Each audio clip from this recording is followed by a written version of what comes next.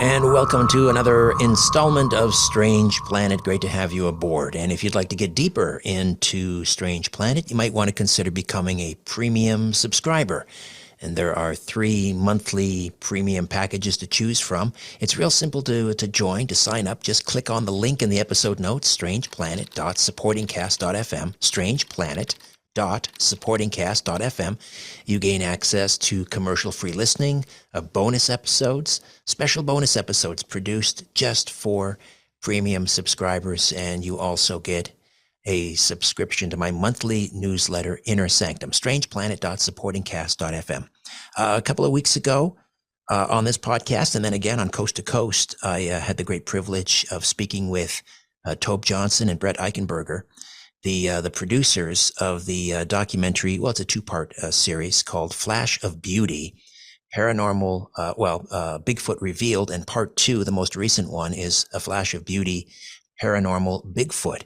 And one of the esteemed participants or guests, researchers, consultants on that film, the Paranormal Bigfoot, is one of my, I make no bones about this, one of my favorite guests on this podcast, Simeon Hein. Of course, the author of Dark Matter Monsters, Cryptids, Ball Lightning, and the Science of Secret Life Forms, a book which is attempting to sort of formulate a scientific explanation for Bigfoot and many of the so-called paranormal events that seem to surround Bigfoot sightings, like Bigfoot sighting in close proximity to an unidentified flying object, or ball lightning, or strange space-time anomalies, orbs, cloaking, all of these strange attributes surrounding Bigfoot sightings. And it's always a pleasure, as I say, to welcome Simeon back to the program. Dr. Hine is the director of the nonprofit Institute for Resonance in Boulder, Colorado, which is devoted to the study of subtle energy sciences, including remote viewing, crop circles, and related subjects. He has a Ph.D. in sociology and has previously taught research methodology at Washington State University. He first learned remote viewing in 1996, subsequently became involved in crop circle research, and he is the author, as I say, of Dark Matter Monsters, Cryptids, Ball Lightning, and the the Science of Secret Life Forms. Previously, he wrote Black Swan Ghosts, A Sociologist Encounters Witnesses to Unexplained Aerial Craft, Their Occupants, and Other Elements of the Universe, and Opening Minds, A Journey of Extraordinary Encounters, Crop Circles, and Resonance. Simeon, welcome back to Strange Planet. Oh, thanks very much, Richard. And you're one of my favorite hosts, too. Oh, so it's God bless symmetrical here. Yeah. Let me ask you about your involvement in A Flash of Beauty, Paranormal Bigfoot. Yeah. Just how you came to get involved with the film and the project, Tobe Johnson and Brett Eichenberger. Yeah, I was really fortunate to meet those folks at Resonance Productions. I was familiar with their first film, A Flash of Beauty, Bigfoot Revealed, which I really enjoyed. And somehow they found out that I was just completing the Dark Matter Monsters book. And from their first movie, as you know, Richard, they had their witnesses saying things that are a little hard to fit in just a typical nuts and bolts, flesh and blood interpretation of Bigfoot. And I think this is what researchers who go into this area always find, is there things that don't easily fit into your idea of what Bigfoot is if you just think it's an escaped gorilla or a rare primate or a wild man or something like that, right? You know, the orbs and the phenomena they talk about in part 2. So they contacted me and asked me if they could get my contribution to the sequel. And I thought, wow, I'd love to be part of this. I'm working on this idea of what could be going on. Why do these creatures, exhibit such fascinating characteristics and affect their surroundings in such inexplicable ways? Right. Now, I watched most of the film, and I'm just wondering, I don't know whether you met any of the witnesses that were featured in the film or had an opportunity to speak with them yourself, but anything there that you heard that in terms of paranormal activity associated with Bigfoot, like time slips and cloaking, Yeah. these things. Anything that sort of even surprised you? From the witnesses Yeah. in both movies? Yes. Well, I did get to meet them at the Forks, Washington Bigfoot conference. I started going to these conferences in doing research for the book, and it just happened there were a string of them in the Northwest and Utah starting last May of this year. So I have been to 5 Bigfoot conferences in 6 months, which has been a lot of fun. Yeah. So I got to meet some of the people in the film because they happened to be there for the screening. Some of them live in the Northwest. Was it surprising? Yeah, even in A Flash of Beauty, Paranormal Bigfoot, there are some witness encounters there that just, I know these things happen, the invisibility, the orbs, but these were some really excellent encounters. And so, especially the 2 folks at the very end of Paranormal Bigfoot, with their seeing the Bigfoot.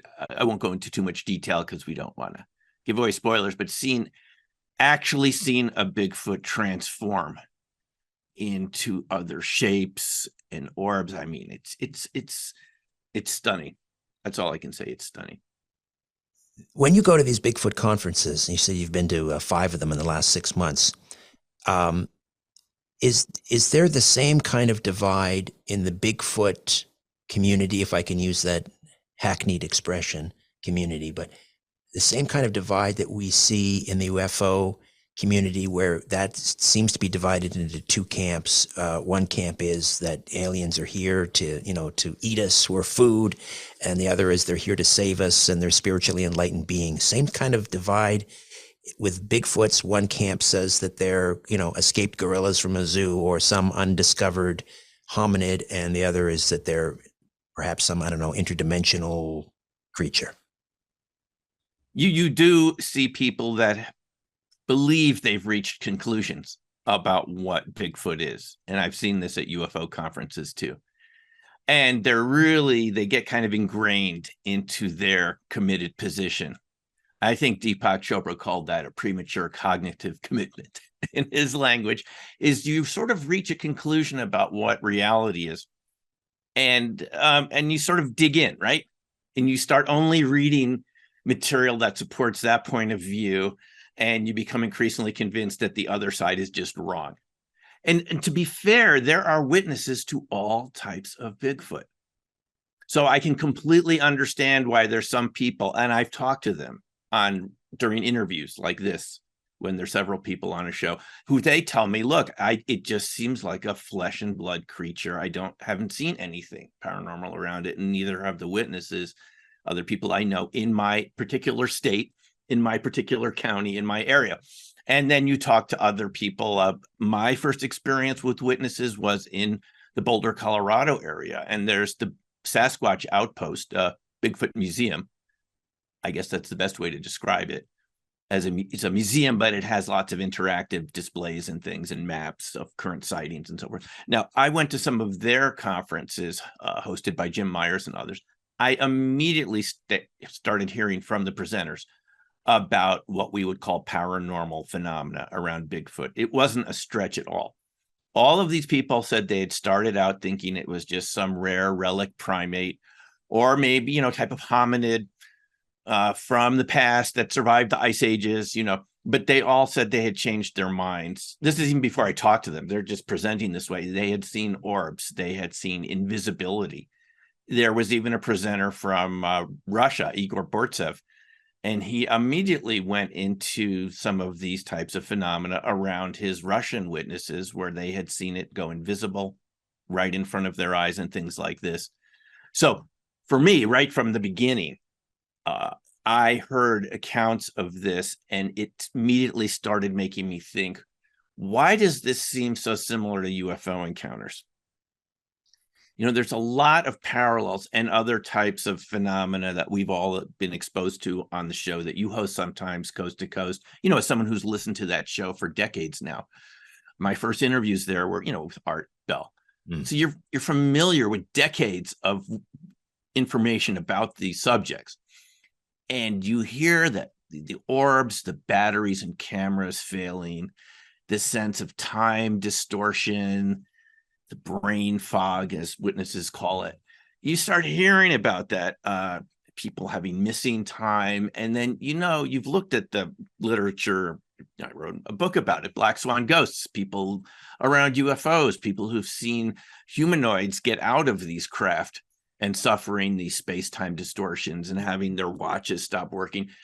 You just start thinking, are we dealing with some overlapping phenomenology where it's the same underlying phenomena around anything we call paranormal? So to answer your question was, is there sort of a divide? I think there is, just because people like to get comfortable in their positions. I heard at these conferences people say, no, it's just a rare ape. And they were convinced of this. And they told us, what part of the earth it started from, and Africa, and it migrated over the Bering Straits. That's a very nice story. I just don't think it fits the evidence from the witnesses. But yeah, and you do, Richard, you find this in the UFO field too. And it seems sometimes very competitive within these fields, because people really, we like to be right. Yeah. I mean, it can even get hostile. It can get very hostile. But these conferences were all very pleasant. I think the one in Kalispell, hosted by Joe Hauser and Dave Paulides, Kalispell, Montana, a couple months ago. I mean, right off the bat, you're hearing about these really strange effects around Bigfoot. And we had Jonathan Dover there, a Navajo Ranger, hired by the tribe. You've probably heard him talk, to investigate paranormal phenomena on the reservation, including Bigfoot. He told us he has 4,000 hours of law enforcement training, including with the federal government. He has no need to make anything up. And yet he tells us the tracks end in the middle of nowhere. They start in the middle of nowhere. There's shape-shifting involved. UFOs. He even told us his own story of time loss, of getting somewhere early after having some sort of a strange perception. All of a sudden, he's too far down the road.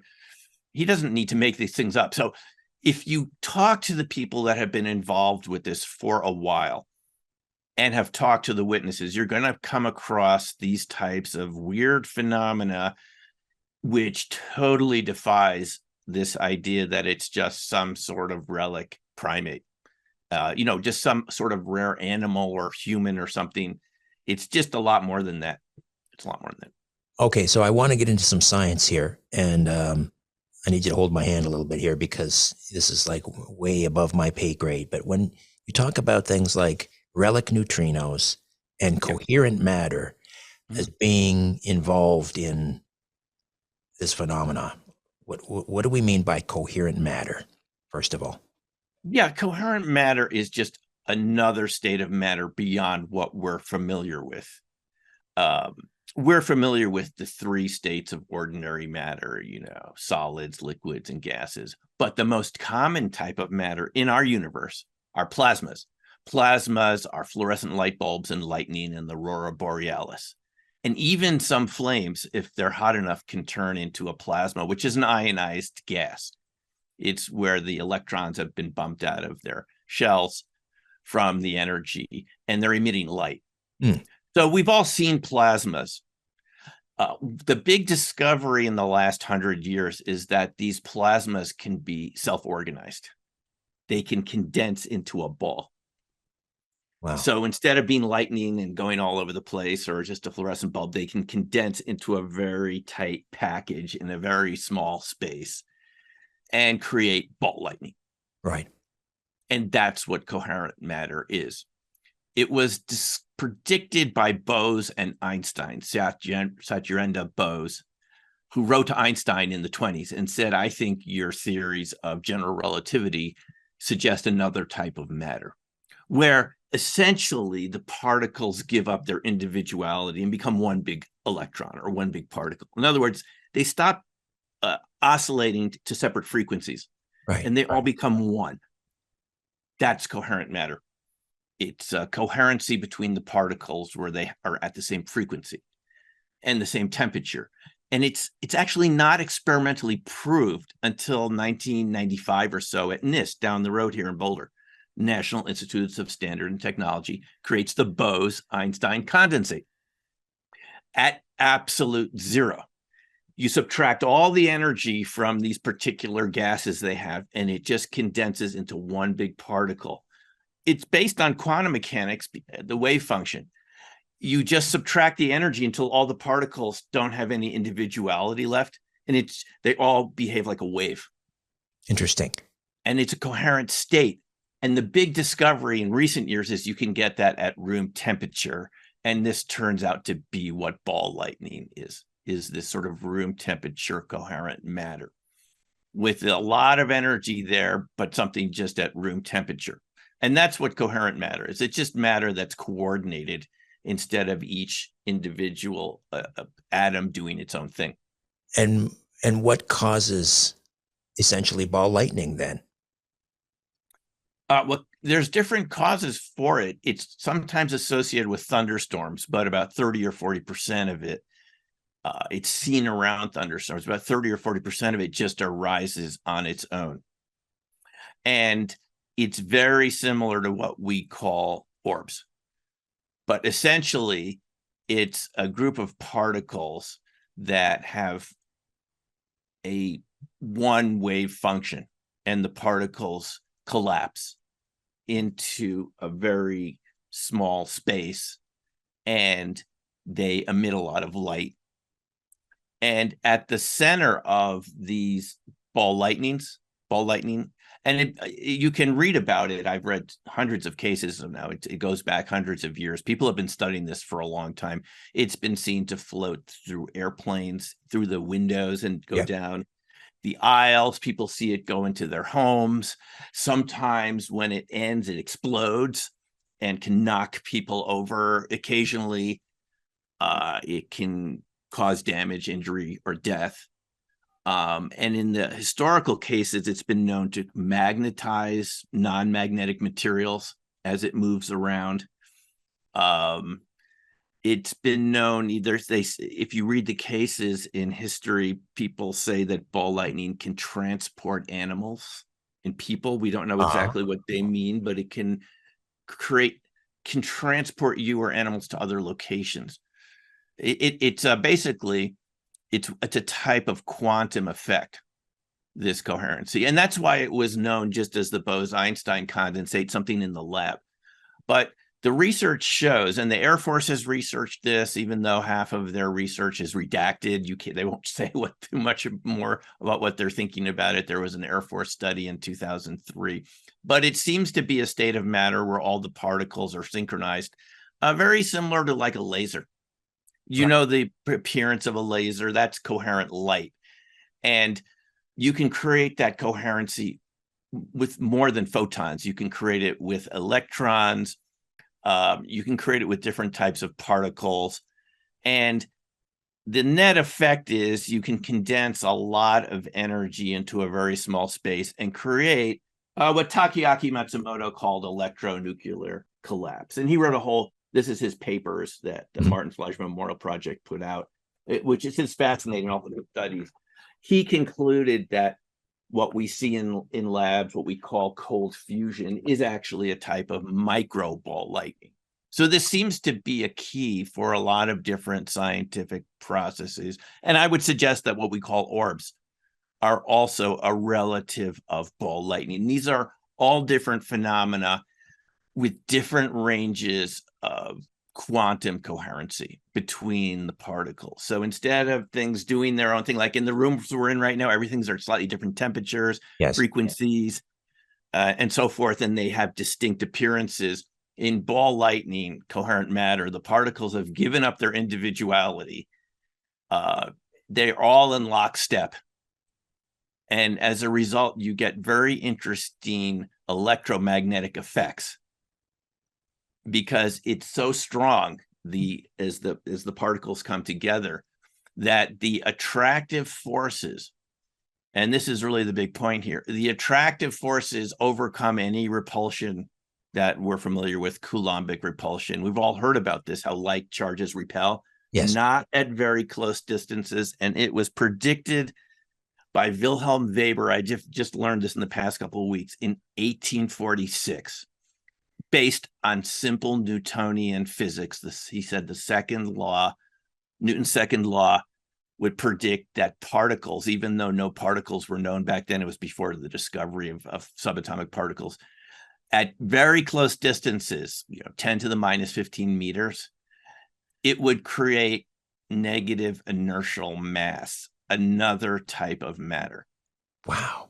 Yeah, and so this is predicted over 150 years ago or so, that you would get these exotic states of matter when things were packed into a very small space. And you need that coherency for the particles to get very close together. Once they get that close together, you get this hyper strong, attractive electromagnetic force predicted by Wilhelm Weber. And there's historical reasons why we don't remember him for that. It just has to do with this competition you're talking about a few minutes ago. But you can derive this. You don't even need quantum mechanics, Richard. You can derive this from Newton's second law. Let's just call it, to answer your question, and I know I'm saying a lot here. It's all good. It's extremely strong, attractive force that's been predicted by Weber going back to 1846 and other researchers. When you put particles beyond a certain distance, the repulsion is incredibly weak compared to the attractive force, and you just get these new states of matter. And you could call it a fifth state of matter. All right. Coherent matter, ball lightning. It's really all the same thing. There's different names for it. The reason we don't know more about this, it's mostly been in classified military research. The proof being Lockheed Martin came out with a paper, and I mentioned this in the film, 2016. That's actually the correct date when the patent's approved for coherent matter wave beams. To use coherent matter, this process I'm describing, and this is exactly what they say, we can create Bose-Einstein condensates at room temperature. Just think of flocks of birds, the murmurations where they all seem kind of like a wave of birds. Yes. That's what this is what the Lockheed patent says. Schools of fish just kind of swimming along, kind of like one thing, right? They don't have much individuality there, like a wave. They say this could be weaponized, and it can be used for cloaking and invisibility, directed energy weapons, and all sorts of other related phenomena. So I could only imagine things that almost sounds like teleportation, communication, affecting weather systems at a distance. And so when you look at the Bigfoot phenomena and you see a lot of these popping up, the cloaking, the invisibility, the micro ball lightning, my assumption, and I could be completely wrong, I am happy to be shown I'm not correct, but you have to assume this is the same thing that Bose and Einstein were talking about, that this is what people have been talking about since Weber, of what happens when you bring particles very close together, you get new states of matter. It seems like the Bigfoot know how to deal with this state of matter because it's natural. It's part of nature. We look at it as technology, but it's how nature works, which is why you see ball lightning occasionally here and there in nature under different circumstances, tornadoes, thunderstorms, and stuff like that. Yeah.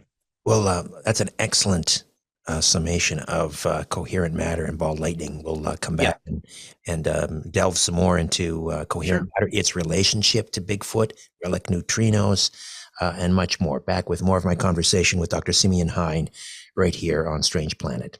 Hi there. If you want to watch the rest of these episodes, please head over to my Rumble channel, Richard Syrett's Strange Planet. You can watch complete episodes there. New, complete, unedited episodes drop every Monday, Wednesday, and Friday. Again, the Rumble channel is Richard Syrett's Strange Planet. In the meantime, I want to thank you for supporting this YouTube channel all of these years. However, the problem is I never know when I'm going to run afoul of the censors at YouTube. I never know when I'm going to end up in YouTube jail. There doesn't seem to be any rhyme or reason. And in fact, 2 more strikes and this YouTube channel will be taken down altogether. So help me fight big tech censorship, enjoy the complete unedited episodes, and join the rest of the Strange Planet community over on Rumble. Again, Richard Syrett's Strange Planet on rumble.com. See you over there.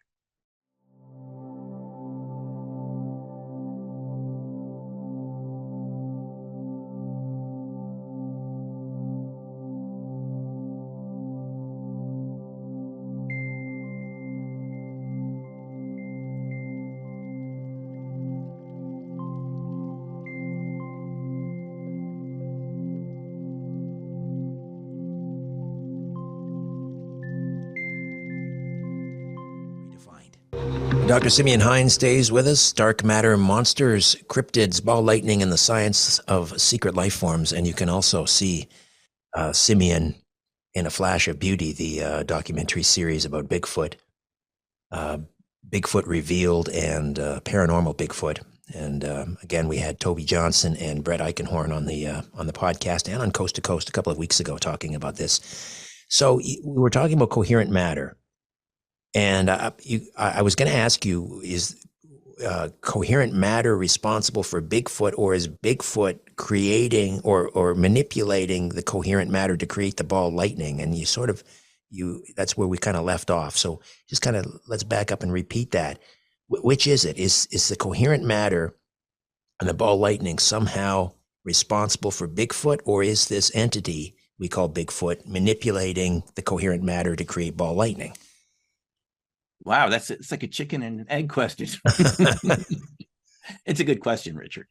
I would suggest that this is a type of very intelligent creature on our planet that knows how to manipulate frequencies. Just like we know how to sing or play guitar and things like this, they've taken this to a whole new level. They've learned how to take sound and frequencies and use it to create coherent matter because it's natural, because it's how nature works, which is why plasmas are 95% of the universe and ball lightning's natural and so forth. You can create it in a lab. It exists out in nature. And I think we have to go based on the evidence, is that people say they went out looking for Bigfoot where Bigfoot had been seen. They go to these so-called hotspots and all they saw were orbs instead, or strange luminosities. Or as we see in A Flash of Beauty, Paranormal Bigfoot, they can transform themselves into orbs, which is what witnesses have actually told me they've seen around here in the Rockies, as hard as it is to believe. But you have to keep in mind that the newer the phenomena, the more outlandish it's going to seem to your brain, because our brains tend to get set in their ways. And we're having debates in Congress right now about revealing UFOs and having committees to investigate the evidence. And we're getting a lot of blowback from, the Department of Defense, apparently, about this Schumer legislation. And what it is I'm speaking as a sociologist, and this is something that Jacques Vallée, the UFO researcher, has said many times. He worked with J. Allen Hynek.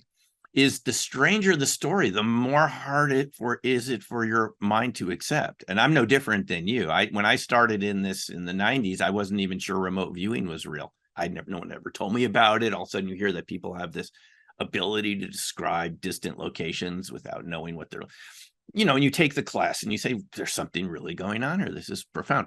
It's like that with all of these subjects. And so to answer your question, I think this is a creature that knows how to manipulate matter and use it to slip into other dimensions next to us. So this is why they could be around you. And I'm not trying to unnerve people, but I think the reality suggests they're around and you don't know it. They probably can perceive you and you don't perceive them, and they probably just want to be left alone. And then they have a material state too. And I think this is borne out by the research at Skinwalker Ranch, which was funded for a time by our own Department of Defense and the OSAP program, later known as ATIP. The research at Marley Woods by another J. Allen Hynek associate, Ted Phillips. There's a ranch here in Colorado in Elbert County that I'm told has the same phenomena. Bradshaw Ranch, there's a new documentary about that I saw in Vernal, in Sedona. And it's the very similar phenomena, orbs and strange effects, as they always say in Skinwalker Ranch, if you ever follow the show, batteries, all of a sudden the equipment's not working. And again, I'm not trying to alarm people, but shape-shifting life forms. This is going to be one of the hardest things to accept for us, but they're real. I've talked to enough people that have seen it with their own eyes. These are people you've never heard about. They haven't shared their stories with many people. They don't want the ridicule, the stigma, right? You can get ostracized. It happens to me. Even my friends sometimes sort of mock me a little bit for some of these subjects because they seem so outlandish. But I feel it's my responsibility to share what witnesses have experienced. It's not fair to push these people into a closet because they've experienced some scientific phenomena like electricity, which at one time was probably weird too. Mm. So yeah, I think they can manipulate this matter. And I think, as I mentioned in the movie, if Lockheed Martin is filing a patent for it in around our time, there's almost nothing we invent that nature doesn't already do. Everything we invent is just a refinement of natural energies, plasmas and electromagnetism and these subjects, fractal geometry. This is what nature already does. And if we're patenting it, it just seems to make sense that there's other life forms that probably already know how to do this. And they're probably using it in a very strategic way in the way they live. If we could become invisible easily, I'm sure that would be used at least as a minimum on the battlefield. I mean, you might use it yourself. You see someone walking down the street you don't want to talk to, you might be convenient to become invisible very quickly.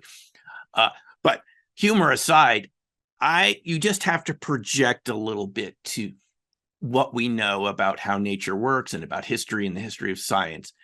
It would be highly egotistical of us to assume we just invented coherent matter and we patented it, and now we own ball lightning. Nature has been doing this for millions of years. It needs a planet to create coherent matter. In space, it's just a plasma. It needs to condense. We have hot fusion reactors, these big Theodore Geiger-like coils that cost billions of dollars. You've seen these hot fusion reactors. They never have worked for more than a couple trillionths of a second. No, because nature already figured out how to create its own containment field. And to answer your question, again, just to go back, it's created by frequency. By controlling the frequency of these particles, you can align them. And what is so fascinating about the Lockheed Martin patent, I've read it 4 or 5 times. It's incredible.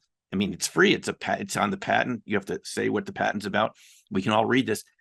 You create it by subtracting energy from a system until it settles down to one frequency. Isn't that kind of cool? It is very Instead cool. of adding noise and more, we're always used to like pushing on the gas pedal harder. This is taking your foot off the gas pedal and keep subtracting energy until everything settles down into one frequency and becomes like one big particle. And then it starts glowing. Oh. And yeah. So people see this, orbs and ball lightning. It's all, Richard, even the ball lightning, cut and dried atmospheric scientists. I'm talking, people that write books about ball lightning call it overlapping phenomenology because it overlaps into the topic of earth lights, things that are seen at Hustalen, Norway. I mean, scientists have been out in that area and they see these things go across, and these are seen in other areas, and they're called mobile luminous objects. I mean, that sounds kind of scientific, MLOs. Some people call them earth lights. And then you had David Freiberger at Stanford Linear Accelerator Center write a paper about this a couple of years ago. And he said, no, these are all the same phenomena. They are different degrees of coherency. He called it a vorton. You can call it what you want, a highly strong magnetic, strong magnetic field that contains the plasmas naturally.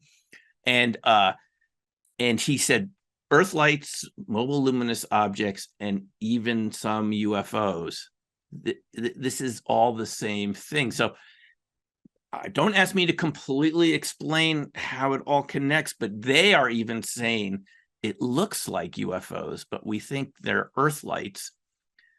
But you have statements from people like John Ramirez, former CIA technical analyst who's been on a number of shows very openly, said he's allowed to talk about this. No one's told him not to. They had the keyhole satellites, which are up in orbit there that see pretty much the whole planet, we're told. And they called them stealth plasmas. They come in and they go invisible. I mean, they see them in infrared, but you won't see them with your eyes. So we go all the way from ball lightning, natural ball lightning that people see, even sometimes, different places, thunderstorms, but even just without thunderstorms, to orbs, to earth lights, to UFOs. And it seems to be a spectrum of phenomena that are all around the same fundamental principles. If it is UFOs coming into our atmosphere and going into stealth mode, which people like Ken Shoulders talked about it, he called it a black Evo because it's dark or invisible. And, skinwalkers at the Pentagon, Jay Stratton, we know he was Axelrod. Now he talked about encountering these with his group of DIA analysts as they're walking down a path. It's a completely black orb. If it's the same thing, these are a whole range of phenomena, and you would expect life forms to take advantage of it, to interact with it. And it seems that the UFOs, be they extraterrestrial or interdimensional, can also interact with this. So I would just suggest that this type of coherent matter is highly prevalent on Earth. It takes a lot of different forms. It may seem really bizarre and strange, but the evidence seems to suggest that this is related to many paranormal phenomena, even ghosts. It explains a lot. It explains a lot. You got the temperature changes. How often have you heard around haunted sightings where it seemed cold all of a sudden? I've talked to witnesses that said that happened when they saw a UFO just over an area. All of a sudden, they had to put their jackets on in July.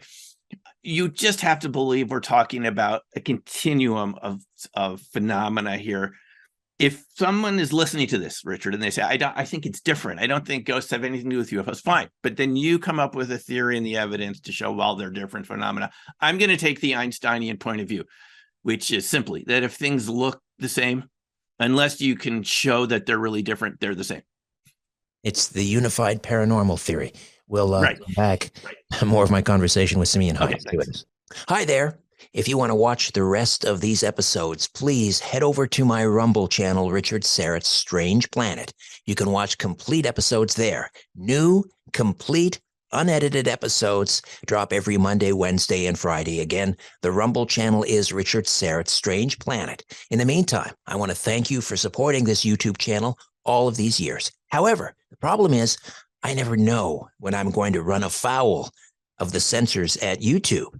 I never know when I'm going to end up in YouTube jail. There doesn't seem to be any rhyme or reason. And in fact, 2 more strikes and this YouTube channel will be taken down altogether. So help me fight big tech censorship, enjoy the complete unedited episodes, and join the rest of the Strange Planet community over on Rumble. Again, Richard Syrett's Strange Planet on rumble.com.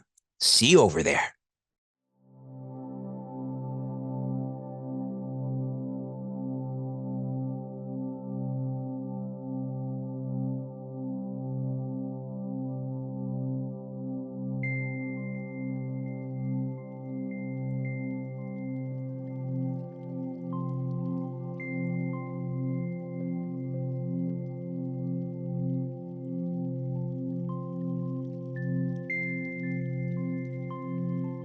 Dr. Simeon Hein, and all of the websites for Simeon are in the episode notes, simeonhein.com and mountbaldy.com, darkmattermonsters.com. Just click on the links.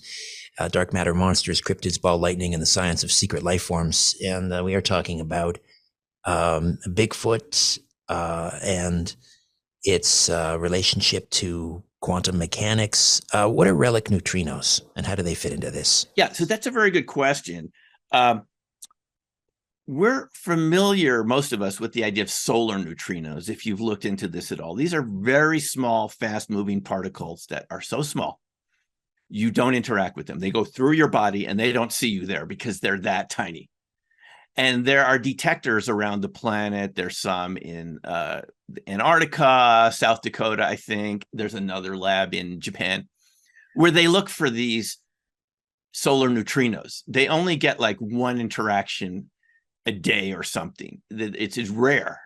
Trillions of these have to pass through. They're so small, you're like nothing. Those are the solar neutrinos, but that's not what the relic neutrinos are. They're another type of neutrino that comes from the Big Bang or around that time period. While the early universe was forming, they're a type of particle that decoupled from physical matter. And they are still coming from background radiation. And the reason they matter to us is they're relatively big and slow. They're slow and big.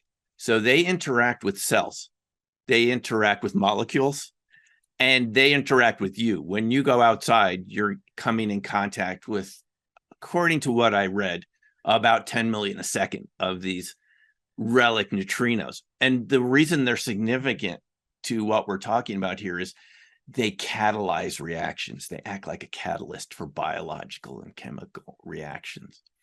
A person that studied this a lot was Alexander Parkhomov, before in the Soviet Union, then Russia, who created these home-built relic neutrino detectors where he had a little bit of radioactivity, and he found that the angle that his telescope was pointed, his relic neutrino telescope, it would affect the radioactive decay rates based on where it was and where the Earth was pointed into the galaxy. So he concluded that this is a type of particle that is attracted to other gravitational objects, and it's lensed and fluxed by other stars and other galaxies and so forth. And it affects biological and chemical reactions, plant growth and chemical reactions and so forth.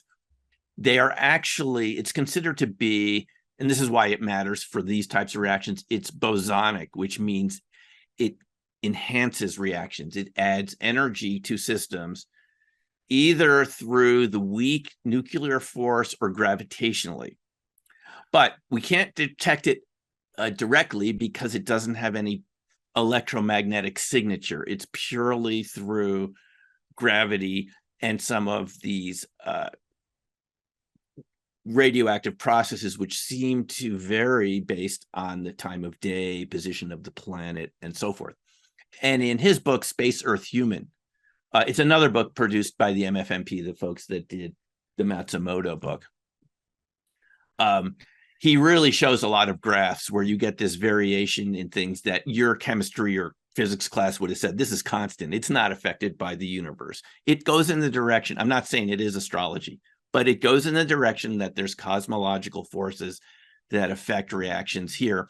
And what researchers like Matsumoto and others found is neutrinos are an integral part of cold fusion, low energy nuclear reaction, which is a type of microball lightning. So it seems to enhance ball lightning and micro ball lightning effects.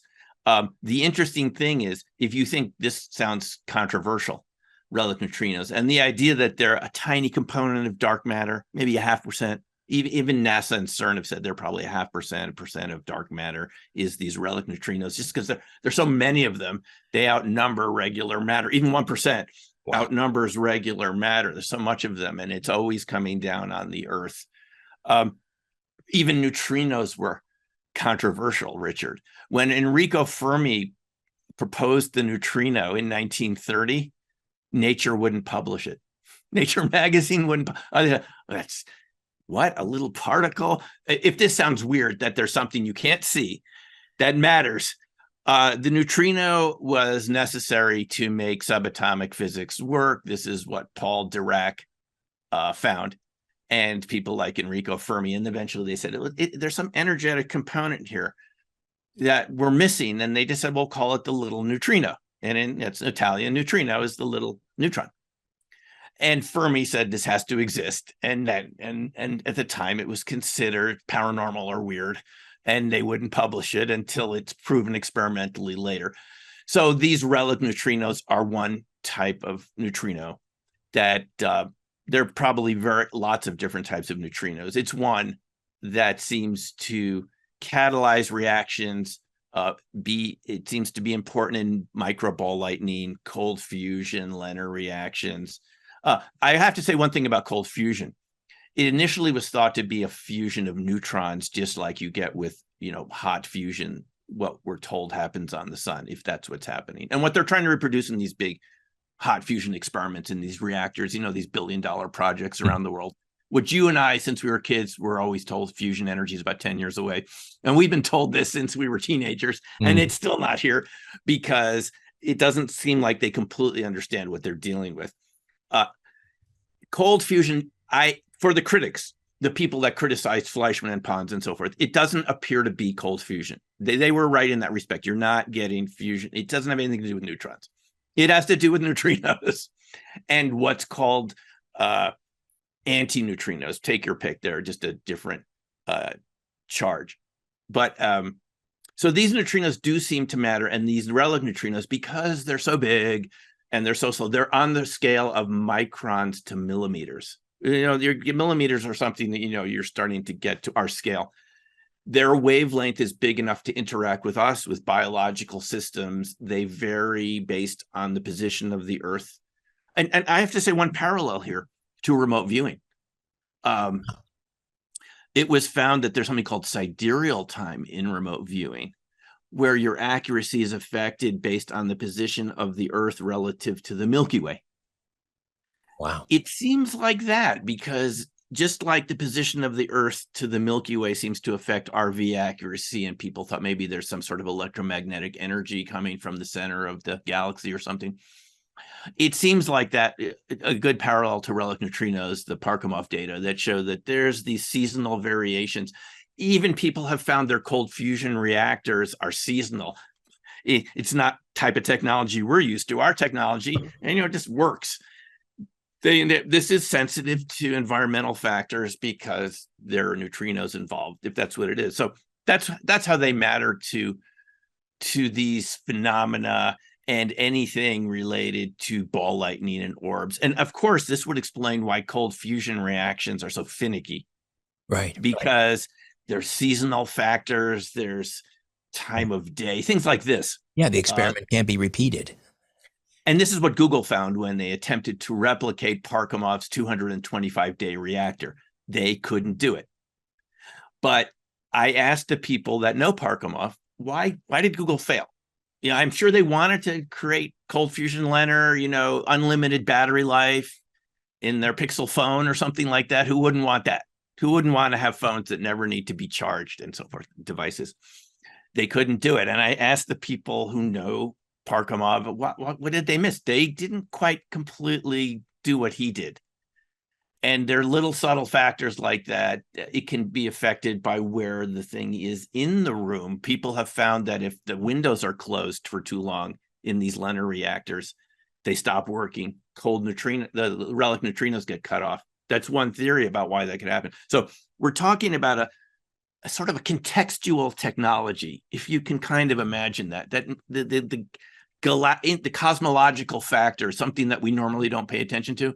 I mean, we're probably just concerned about solar flares, and things like that, which can occasionally cause massive damage to our electrical substructure, let alone we're not thinking about the Milky Way or Cosmic even the rays.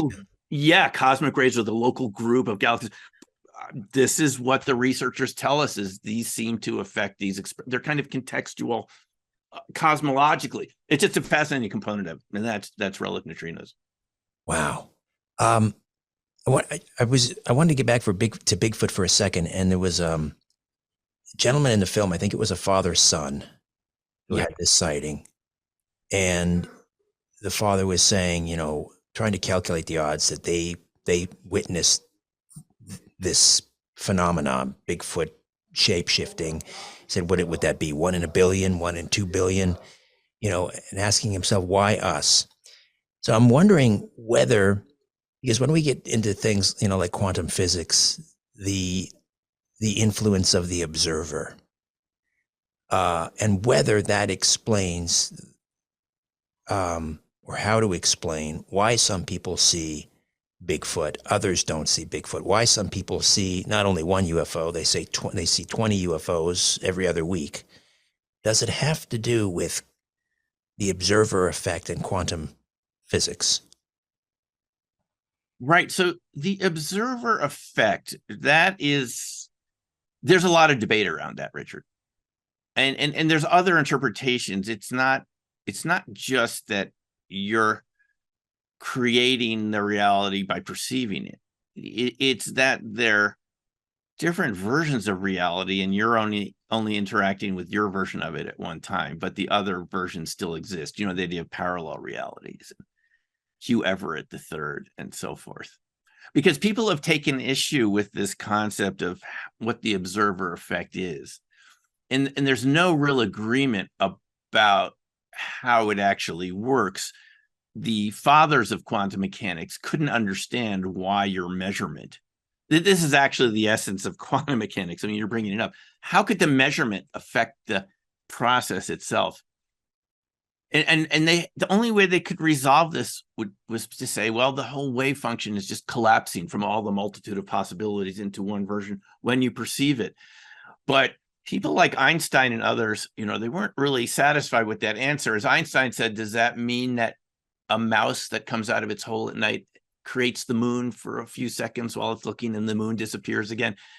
It seems a little beyond what we experience. I mean, we sort of think things are there even when we're not looking at them. So the way to interpret the measurement problem, which other way to look at it, is to say all the realities exist, but you're in a slice. You're the one in the slice, Richard. Yeah. It's not that you're creating it. You fell in that slot in the pinball machine of that version of the wave function, that all the possibilities, a wide range exist, and that you're only in one version of it, but the other version still exists. And so are Bigfoot creatures that seem to know how to navigate space-time in a way that they can shift to other versions that the wave function would describe. Is what we call shapeshifting, is that literally the ability to move between parallel realities? Or are they literally turning, as you saw in the movie, are they literally, people have described this to me. I spoke to someone recently that said they'd seen this. Are they literally turning into other animals to hide from us in front? I know to listeners, that's going to sound really, this is what people describe. They've seen them turn into other animals. They've seen them turn into tree stumps and things like this. Are they literally doing that, or is it your idea that it's something about our perception that it looks that way? I mean, I have to go back to my conversation with Jay Stratton in Vernal, and he responded to me when I talked about the black ball lightning, and he's someone that worked, in OSAP, UAP task force, and whatever else that we don't know. He said, is it black ball lightning, or is that our brain's best perception of it? Is it something else entirely? We don't even know what it is. And that's how he and his group saw that thing at Skinwalker Ranch. So there's a couple questions there, but the evidence does suggest what you're saying. You have groups of people who see a Bigfoot and they can't even agree later what they saw. Some people say it looked more like a cat ape. Some people said, no, that was a caveman. Definitely looked like. I said, no, that was more like an ape, but they really can't agree. It's not a subtle difference. So is it our perception of it, Richard, or do they sort of exist with this multifold sort of waveform description, this sort of amorphous description, and we're the ones that are seeing them as ape men? I think that's what Eric Bard brings up in the movie when he says, I really have to wonder what, after looking at that footage from Barb Shoop, which is available, on YouTube, and I'd seen it before it was in the movie, where they had seen something with their eyes, but the camera sees it like a predator shimmering image. Yes. What is the real nature of it? And you have Eric Bard in the movie asking, is this sort of Bigfoot image that we're familiar with, a huge, hairy linebacker as broad as a barn door and really tall, is that an avatar? Yeah. And it goes back to your question half an hour ago. Are they creating the balls of light? Is the ball of light creating them? Are we dealing with some type of life that has this innate shape-shifting ability? So it has a multifold aspect, and our perception's familiar and comfortable with the idea of it being an ape man, right? Absolutely. But maybe it's more than that, and we can only see that aspect of it. So, it does have different aspects, and I'm always amazed in these witness accounts where they can't agree later on what it was, what they saw. It's what is it, the perception, or is it actually changing in front of them? It's just a really good question. Really good question, Richard. Are you going to apply, or have you applied the coherent matter not theory, but coherent matter to explain other cryptids? I don't know if there are other examples where people have sort of paranormal type experiences surrounding the sighting of, I don't know, a chupacabra or Yeah. some other, the Loch Ness monster. No, so this is a really good question. And I think about this a lot because cryptids, there is a sort of a formal academic definition of it. It's a rare animal. It's just a very rare animal. And we apply this to these more exotic creatures that we're not sure even what we're dealing with. And, beyond Bigfoot, there's Dogman. As Stan Gordon believes, I've talked to him a couple of times, from Pennsylvania, and he's been studying this since 1959, before I was born. And perhaps you too. He says, no, I think Dogman's a variation of Bigfoot. There are different variations of Bigfoot. Are we dealing with a different type of creature altogether? And then there's all ranges of humanoids. Some, it's very hard to know even what to call them. James Shupsky from Bingen, Margie's Outdoor Store, he calls them one-off cryptids. I mean, because they've been seen once by reliable witnesses, but no one else has seen them again. And he describes some of these to me in his interviews around the Columbia Gorge over there. So does it apply to these cryptids? To some extent, I think it does, because the dogmen have this invisibility factor. Sometimes also people have described the dogmen moving around like a cartoon character from Bugs Bunny or something at their campsite, where it's like, it doesn't seem to move in the intervening space. It's like jump cuts. Yeah. Again, your question, is it perception? Is it our perception of it? Do they jump through space-time like that?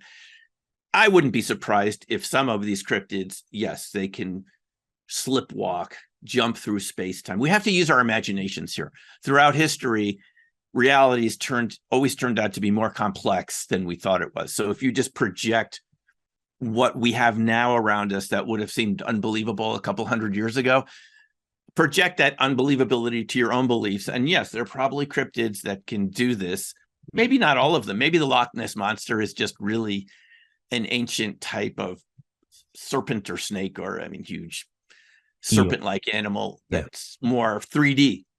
But some of these definitely, the people describe this nausea they get around them and confusion, and it just doesn't seem like a typical animal, even if it's rare. I've never experienced those symptoms around the zoo or going to wild places where you see natural wildlife. I've never experienced any disorientation or anything like that. But around these types of cryptids, and again, there's debate whether Bigfoot is a cryptid or not, but this genre of creatures, there are these effects which suggest that they can manipulate space-time. Again, the manipulation of space-time is a direct feature of coherent matter. And I'll just tell you why very quickly. Ken Shoulders, who worked at SRI, colleague of Hal Puthoff, worked in the electronics industry for the NSA and was hired to look at John Hutchinson's research in Canada around fractured metal samples, again, room temperature, Hutchinson recreating Tesla technology. He came to the conclusion that this was all, again, variants of micro ball lightning, coherent matter, and that it literally changes. This is Shoulders' own ideas about it, but you look at other researchers, they came to the same conclusion. It literally bends space-time. When you get coherent matter like that, and all the particles are at the same frequency, you don't have electromagnetic constants the way they are right now for you or me, or our equipment wouldn't be working. We wouldn't be having this conversation. Permittivity goes down. Variable speed of light comes into play. Wow. It would seem paranormal if you didn't know what was happening to you. But if you had read Ken Shoulders or Shak Paranov from Russia, who've talked about these permittivity bending effects of some of these Lehner experiments that they've done and so forth, it all starts to sound very familiar. It can create these space-time distortions. They describe their own batteries and failing in the lab, credit cards being erased. It starts to sound familiar. So again, these are natural processes, and it does seem that they're life forms. This is why I call the science of secret life forms that have taken advantage of this. I mean, is our government going to tell us about this? Probably not. I mean, it could seem scary to go outside, to realize that these are outside, and they can, anytime you go out in any area that's not, overly urban, you can encounter them, as people do. I just discovered there was a sighting in Boulder of Bigfoot near a friend of mine had seen something walk past his hot tub when he was out in his backyard one night on two legs, and it was very dark. And he pretended not to be there. He was hoping he would just keep going. And he always asked me, was that a Bigfoot? What did I see? I said, Randy, I don't know. But I just found that there was a sighting on the Bigfoot mapping project, which is mentioned in the movies, the Flash. And I looked, and holy moly, just a mile from his hot tub, there was a Bigfoot sighting in 2020. And I texted him, and we said, I mean, even to me, that they're walking around in town, I'm open-minded. It seems hard to believe, but he saw something that it didn't look quite human, but he wasn't sure. But here's the Bigfoot sighting just a mile away. Maybe they're walking around in backyards. I mean, again, I'm not trying to scare anyone, but let's just deal with reality. This is what people are seeing. I think we'll be better off when we have an adult discussion about this, Richard. I think we'll come together, and we have a lot in common. And all of these topics, we shouldn't be afraid of this. We should embrace it. It's a big universe out there. You know this, you're a host of a lot of radio shows. Let's just be adults about this and engage the topics and have that sense of wonder. There's things that are out there we don't understand. And yes, there's dangers, but there's also a lot to learn and possibilities. That's where I'm at with this. It's a strange planet. Where are you off to? What's next for Simeon Hein? I am revising Black Swan Ghosts, because I wrote that book in it was 2013 or so, and there's been a lot of new witnesses I've come across. So I'm revising Black Swan Ghost with about 4 new cases, really good ones. A guy who worked at Minot as a missile security guard that saw one of these take off right by the silo and then got the typical Air Force treatment. It wouldn't be good for your career to talk about this. Don't talk to the media. And David Noble Whitecrow, who saw that huge cylindrical object come over the USS Finch in the 60s during Operation Dominique, the nuclear testing in the South Pacific. Yeah, again, you never saw this. It didn't happen. Please sign here. But everyone on deck saw this thing. He talked to the diver that had was sent down to get the object, and he saw what it was, the details of the craft. So I have these cases, and even an engineer that told me what it was like to handle UFO materials, described to me what it looked like under the electron microscope. Materials that he told me were 1,000 years ahead of where we're at. And this is, I don't have permission to say this person's name, but this is someone who really knows what they're talking about. And he said, no, there's no way it was terrestrial, like what we're hearing about from Congress right now, this sort of debate. So I'm revising the book to put these cases in, and it's a fun project. It'll be out probably early next year. Well, I look forward to talking to you when it comes out. Black Swan Ghosts revised. Simeon. Yes. You blew my mind again. Thank you. Well, Richard, I appreciate your open mind too. And thanks a lot for talking to me today. My pleasure. Hi there.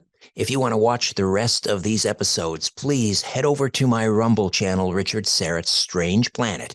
You can watch complete episodes there. New, complete, unedited episodes drop every Monday, Wednesday, and Friday. Again, the Rumble channel is Richard Syrett's Strange Planet. In the meantime, I want to thank you for supporting this YouTube channel all of these years. However, the problem is I never know when I'm going to run afoul of the censors at YouTube.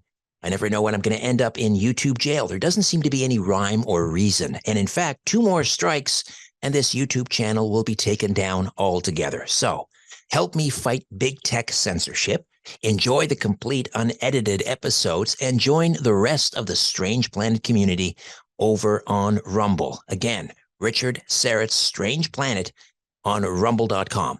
See you over there.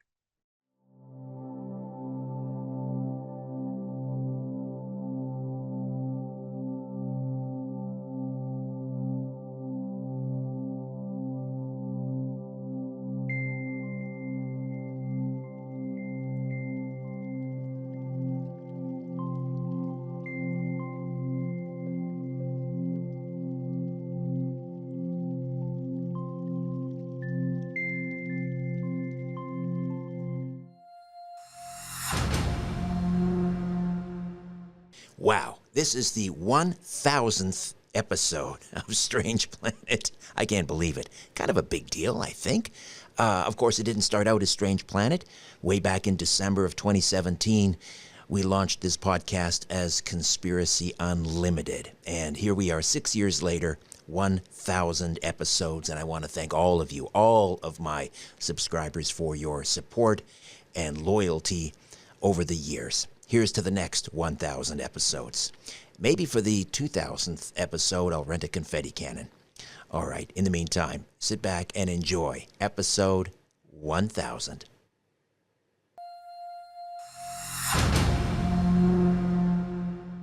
Hello, friends, and welcome to another edition of Strange Planet. And if you'd like to get deeper into Strange Planet, just click on the link in the episode notes and you can become a premium subscriber. strangeplanet.supportingcast.fm, strangeplanet.supportingcast.fm. You gain access to commercial-free listening, bonus episodes that are produced exclusively for premium subscribers.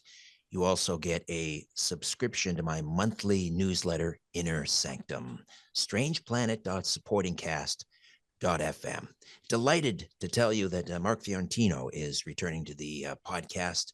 Right now, he will be here to share his views on how the universe really works based on his study and research of Einstein's unified field theory. He'll discuss how the applications of Einstein's theory can be used to travel through space, renewable energy, future technology, etc. He'll also talk about the connection to conspiracy theories, including UFOs and alien technologies, that they use, as well as other controversial topics. Perhaps we'll even touch on near-death experiences and that are linked to the theory of super relativity.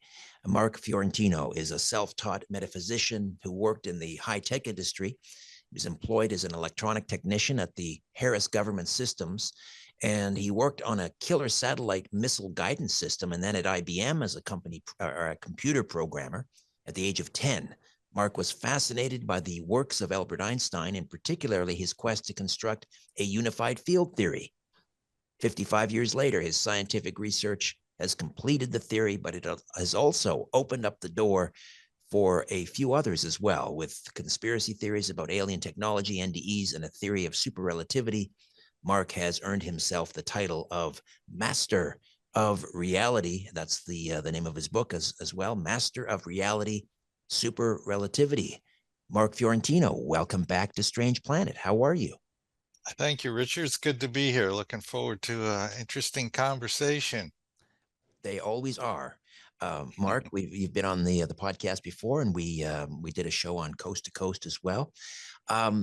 For those who missed the first time around, just tell us a little bit about. There's kind of an interesting synchronicity here with you and Albert Einstein, but just tell me about your interest in this great man. Yeah, I found out that we were born on the same birthday long ago when I was asked to find a saint born on my birthday while I was going to catechism. I couldn't find a saint, but when I looked at the calendar in the kitchen, I saw his name on March 14th. So I looked him up in Encyclopedia Britannica. I was fascinated. Just a harmony or something happened when I was reading this, and I just said, "This is the most interesting person I've ever learned about." And then I went from there into the unified field theory, and I was sure that this was the most important, most sensible thing that I've ever heard. And it went from there casually over the years. I gradually got into more and more interested in science. That was my gateway into the science and the study of science and eventually electronics and computer engineering. So long ago, when I was 10 years old, that's when it all started. And tell me about your early years. You had some encounters with psychics that taught you had kind of a very special life plan. Martha McKay. Yes, that's exactly right. It's an interesting story because it really applies to all of us. I'm going to tell you what happened with my certain circumstance, but you can apply it to everybody basically, in that we all have a life plan, and that's the whole point of this. Yes, I went to Martha McKay in the back in the 70s when I was in community college. A professor was talking about a place called Casadega, and I said, this sounds interesting, a whole town filled with psychic mediums.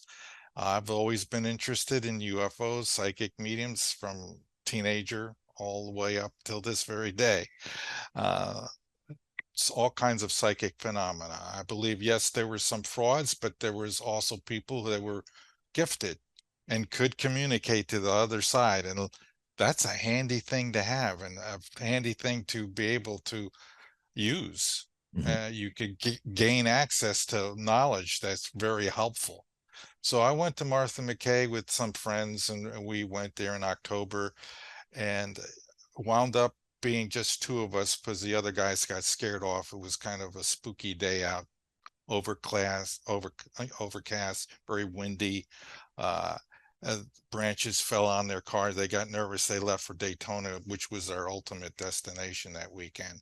So me and Duff Jones, we went and found us a psychic, Martha McKay, and she was the classic old lady psychic that was very sincere, very calm and quiet, nothing strange and unusual about it, but she had the gift. And right away, she said something that three other psychics said to me right off the bat, which tipped me off that, yeah, they're talking to somebody. And in fact, she said it was my guardian angels or my spirit guides. And they said, in your final days, you will be a spiritual teacher. Three other psychics or two other psychics said the same thing, the first words out of their mouth.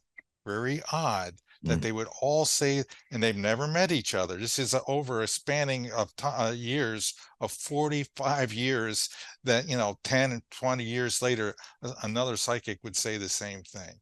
So she got my attention. I sat quietly and listened, and she told me about my future life, and she got everything right. The two children, the marriage, uh, everything, and my career.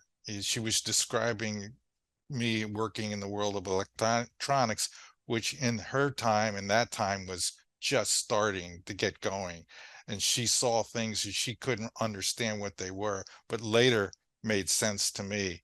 And she was right on. So she was actually talking to the other side.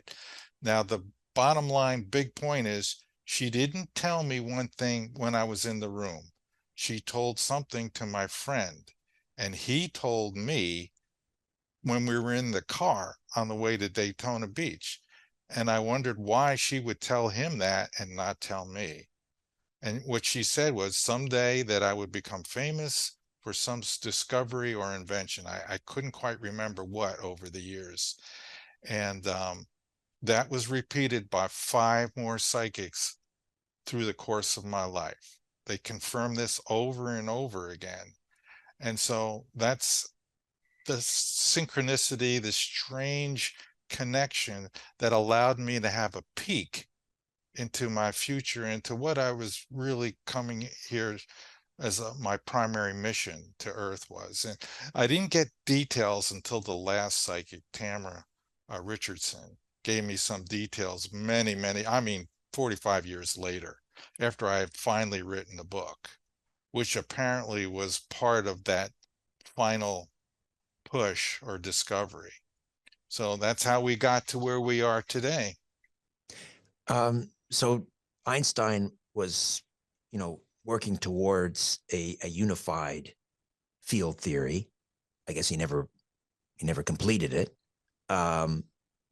First of all, what is it? What is the unified field theory? Explain it to someone with a grade 10 science education. Sure. It's actually pretty simple if you think classically and not in quantum mechanics ways. Stay away from that or you won't get it. Basically, it's this. Electromagnetism and gravity emerge as aspects of a single fundamental field. So electromagnetism is radio waves, light, all that sort of thing. And then there's gravity. Somehow they need to be linked. There has to be a way to get from one to the other. And that's what he was working on all those years, the way to find a way for moving particles, energy, to become a gravitational field. And that's what is known as the single fundamental field. Really is underneath it all, is the foundation, what now we would call space. Back in that day, we called it the ether. In other words, this thing, and in my theory, and in somewhat in Einstein's thinking, we could get into the discussion there, but there is only one thing that truly exists, and that thing is space, or the ether, which is a quasi-elastic solid. And from that, all of the geometry of the universe is constructed and built. That's the unified field theory. That's the angle he worked at.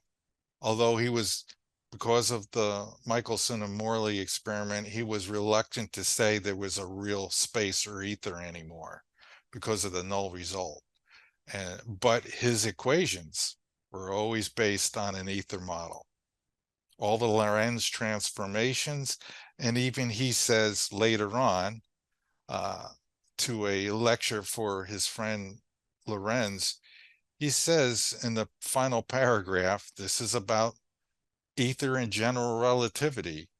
He says, recapitulating, we may say that according to the general theory of relativity, space is endowed with physical qualities. In this sense, therefore, there exists an ether. According to general relativity theory, space without an ether is unthinkable. Then he goes on to explain why, which is part of what my research was all about.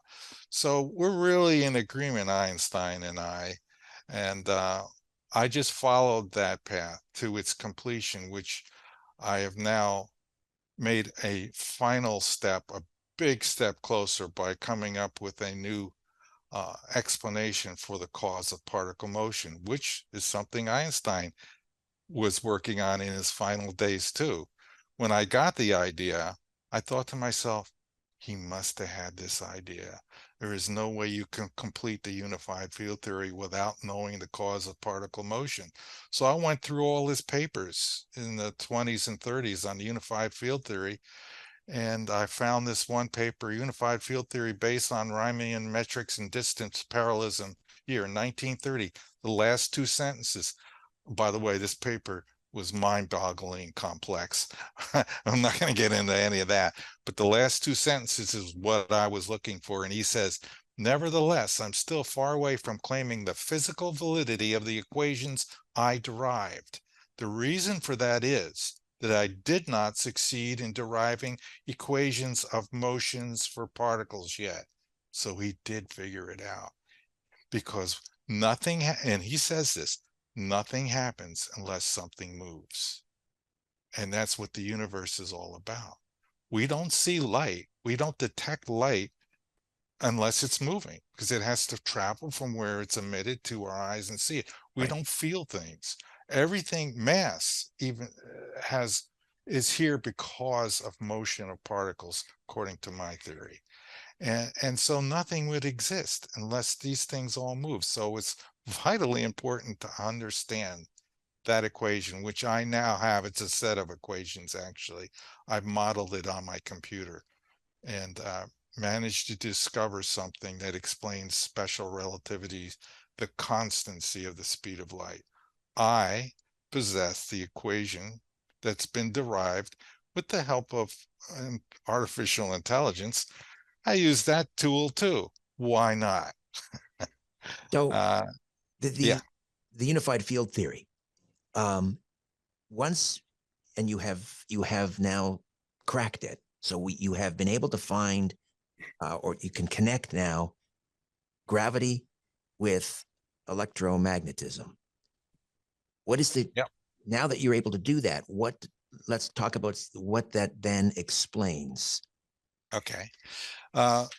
What we were looking for, what everybody's looking for, first of all, what gravity is. And today, modern day physicists, they still don't know what it is.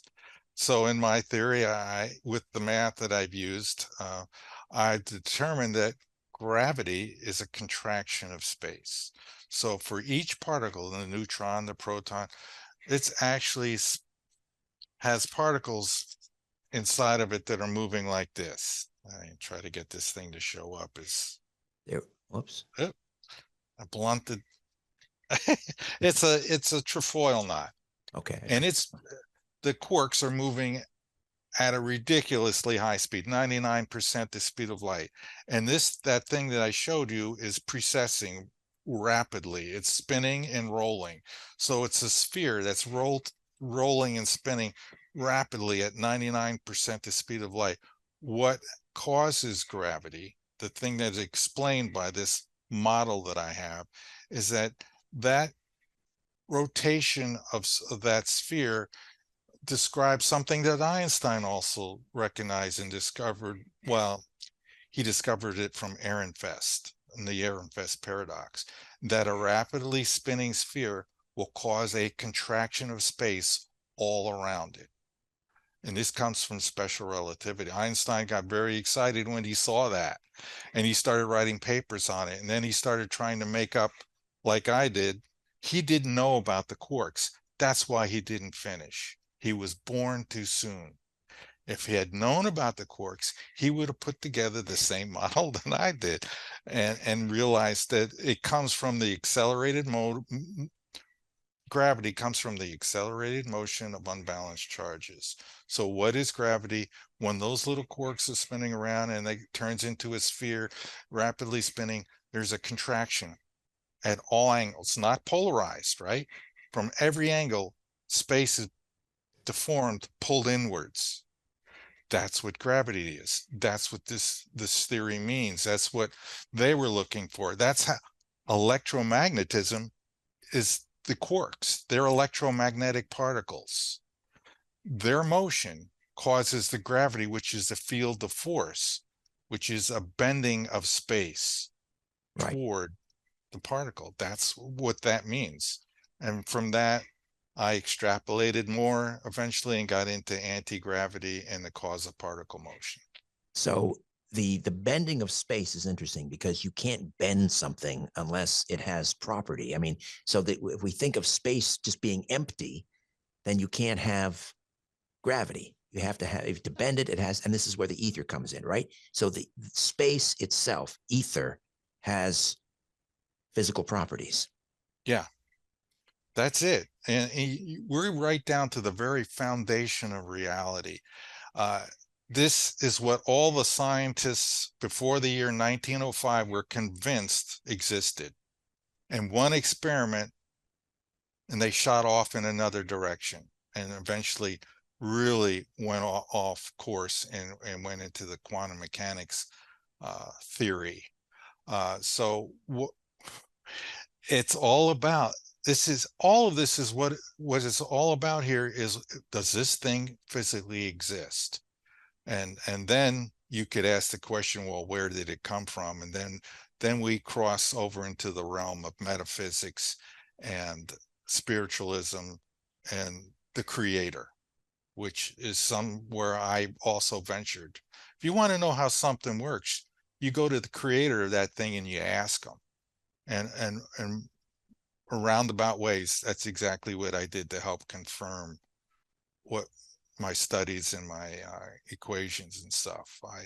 I did things that a physicist would never dare do because they just are trained in a certain way to think, and it's hard to get them out of that mode of operation, the quantum theory and all that type of thinking, which is not classical.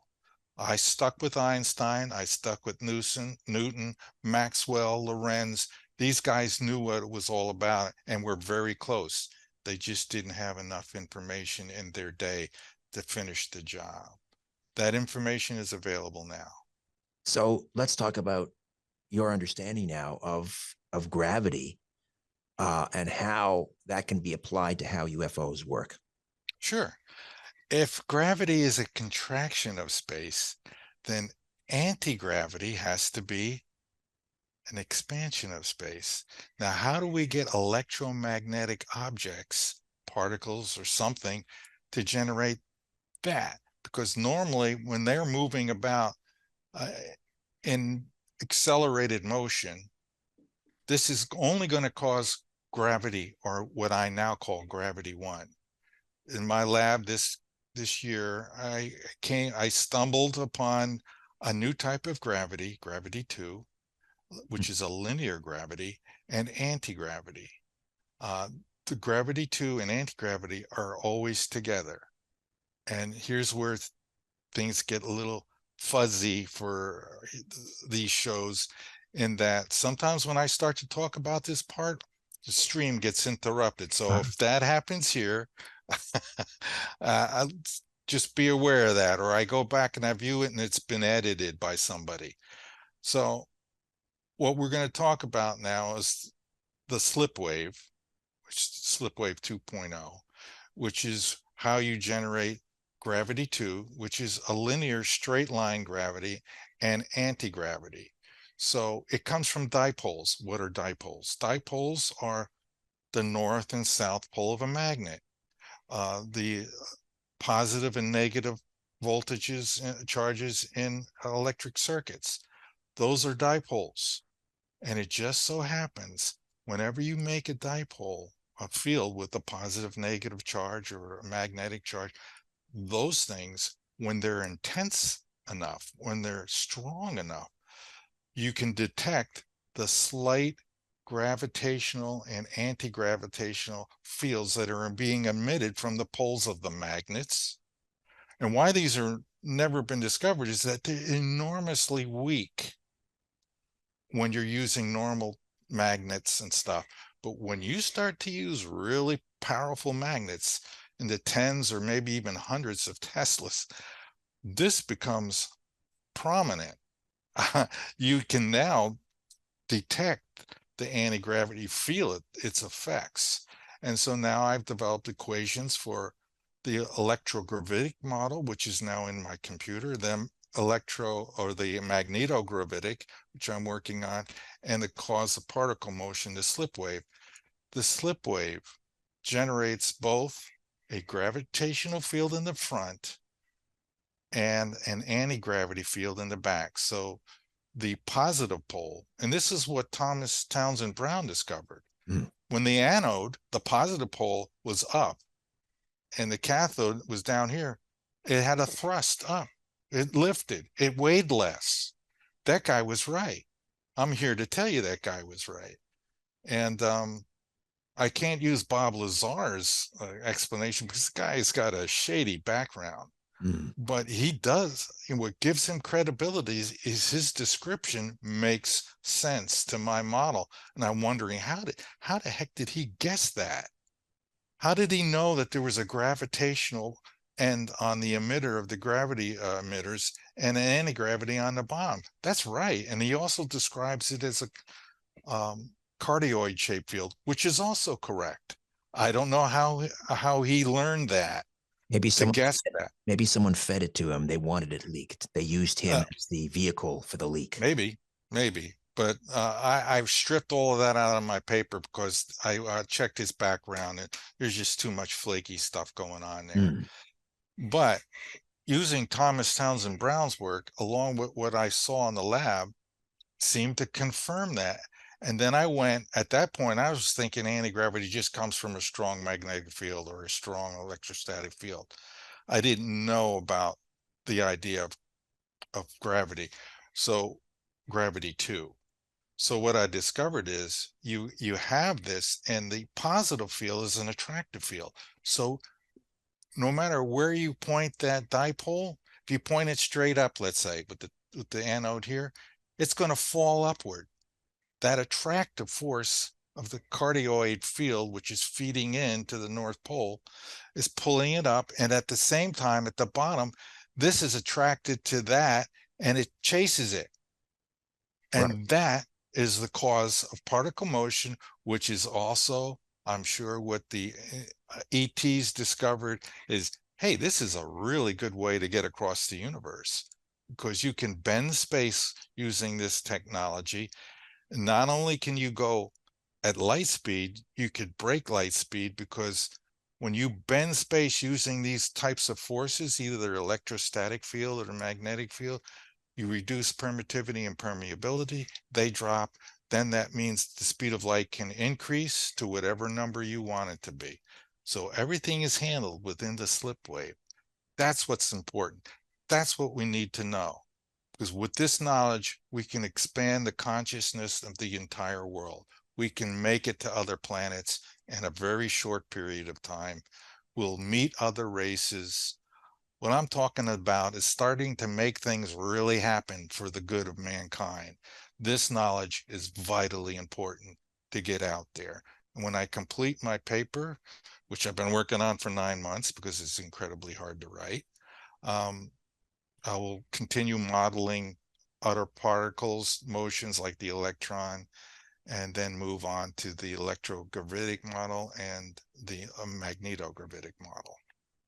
Mark, we'll take a time out, come back, and continue to discuss slip waves and anti-gravity and the unified field theory. The author of Master of Reality, Mark Fiorentino, stays with us. Hi there.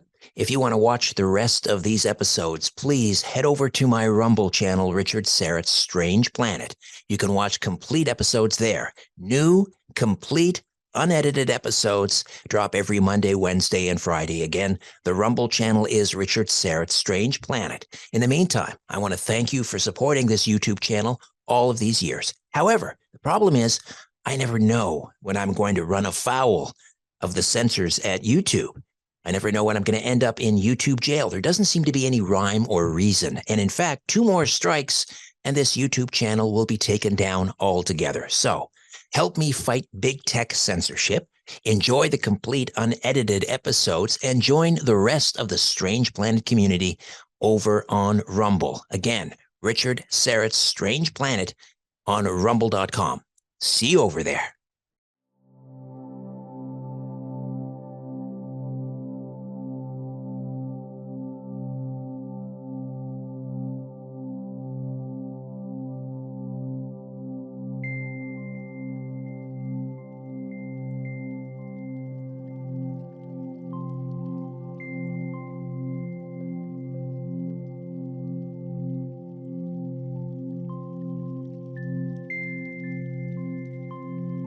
Mark Fiorentino is here, the website. The link is in the episode notes, but it's super-relativity.com, super-relativity.com. The book is Master of Reality. So we were talking about generating gravity too, and anti-gravity, and how this would be how UFOs or flying discs or whatever you want to call them are able to do what they do. And also because through this generating of gravity too and anti-gravity, you can bend bend space. So if you're bending space, we're not talking then about a straight line between, one distant galaxy and another. How much are we bending space here? Are we talking about then being able to cross, the Milky Way, because instead of a flat piece of paper, you're bending that piece of paper. So now you're shortening the distance, in other words.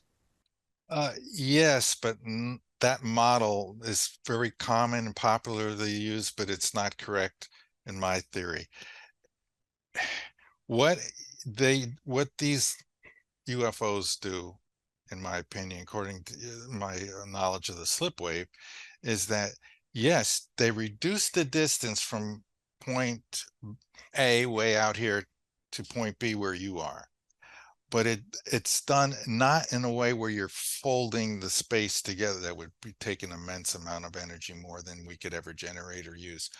What I do, or what the slip wave does, is remove the density, or reduce the density within the slip wave, so that there's almost no space there at all.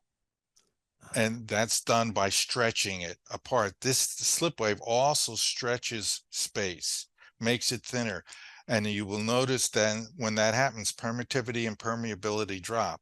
And the equation that was given by Maxwell, that is the speed of light, C equals 1 over the square root of permittivity times permeability.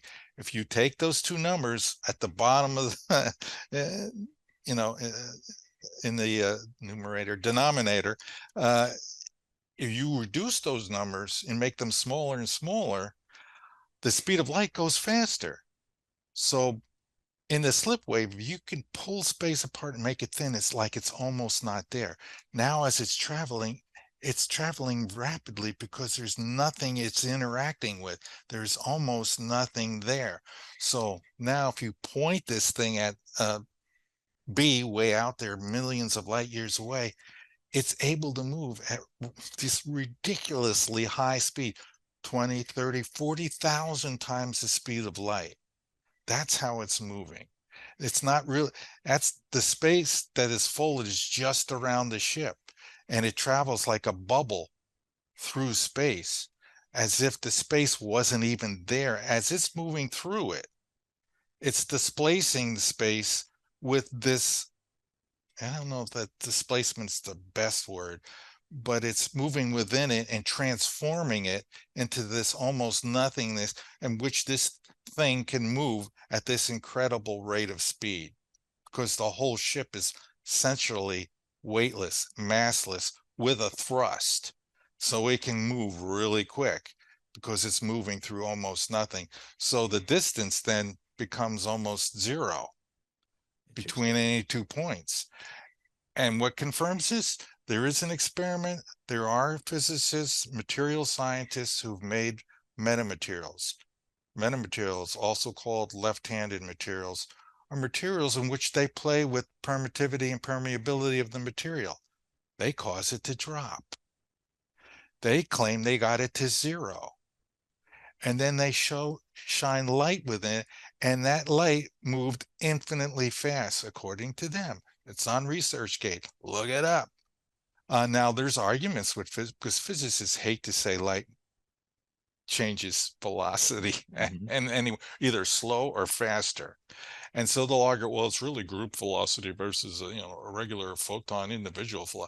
And that argument's going on, but they're claiming, not me, they're claiming that the light shining in there is moving infinitely fast, and that makes sense to Maxwell's equations.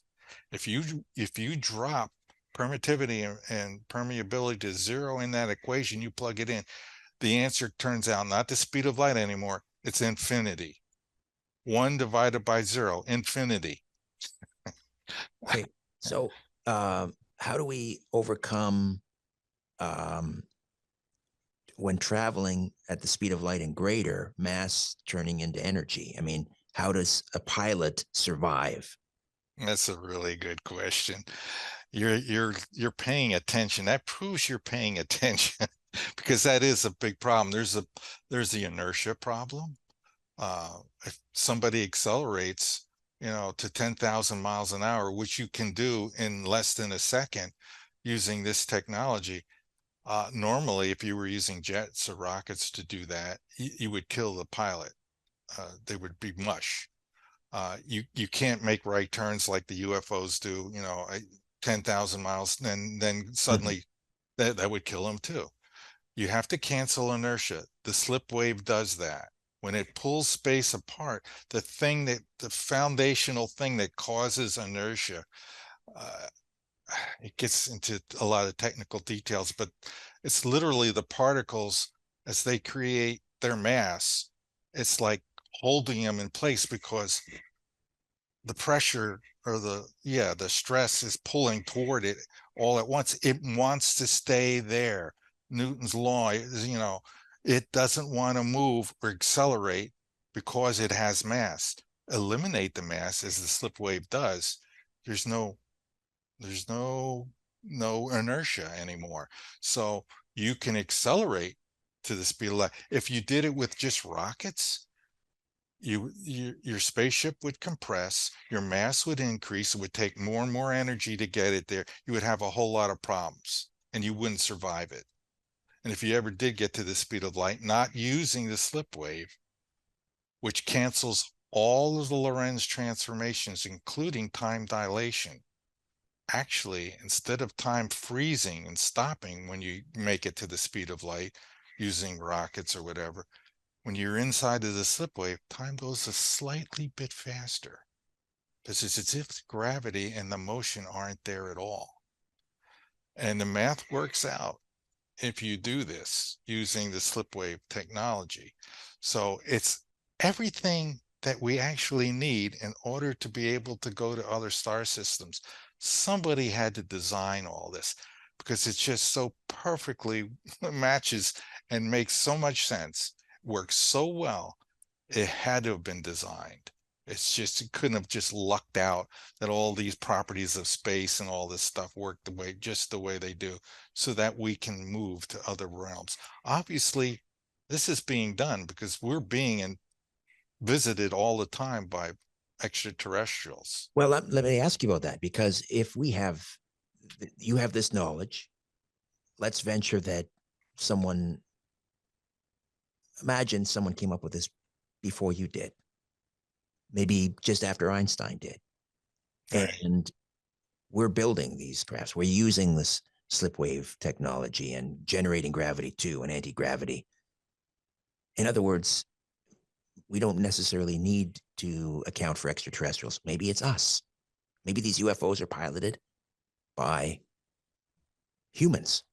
Well, I think some of them are, and I think they've had this technology, I know for sure, via testimony to somebody who's contacted me, who's read my book and seen some of my shows, was moved to contact me and tell me directly that they encountered a UFO. And that UFO, and this is in the 1970s, and this person will remain anonymous because they're frightened.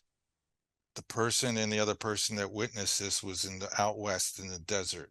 They were working for the government on some other project. They witnessed this UFO. They got up close to it, close enough to touch it. That's how close they were. And they saw markings on it. And this is in the 1970s. And those markings said United States Air Force experimental. Mm-hmm. And it was not a helicopter. It was about the size of a Volkswagen, roundish, made a whirring sound like something was rolling in it. And they just took off, and it went shot away. As they went to touch it, the other guy pulled his hand back, don't touch it. And off it went. And so I have testimonies, somebody I believe who sent me paperwork confirming that they were, a legitimate person and so forth, who's never come out public, who will probably never come out public, because let's face it, when you get real people to see real things that tip off that the government has this technology, they silence those people. Mm-hmm. So That's I know that we have it. So your point is well taken. I mean, yeah. How did we get it? I believe we reverse engineered crashed UFOs, which there's lots of stories and testimony where our government swoops in, picks up the wreckage, disappears with it, tells everybody to shut up, and then that's it. right. I mean, that's certainly um, a plausible theory. The other one is that we didn't even need to back engineer it. I mean, if Einstein was onto this, you were able to also put it together. Maybe we made it ourselves. Maybe we don't need extraterrestrials. However, let me ask you, I mean, and this suggests that we already have deep space platforms. Everything we hear and read about the secret space program is real. We're already on Mars. We already have colonies, perhaps in other solar systems, other galaxies. Who knows? You mentioned that time, with the slipwave technology, time just moves slightly faster. What does that mean in terms of time travel then? Are we able to use the slipwave technology to achieve, like, not just nanoseconds, but I mean actual time travel into the future, into the past?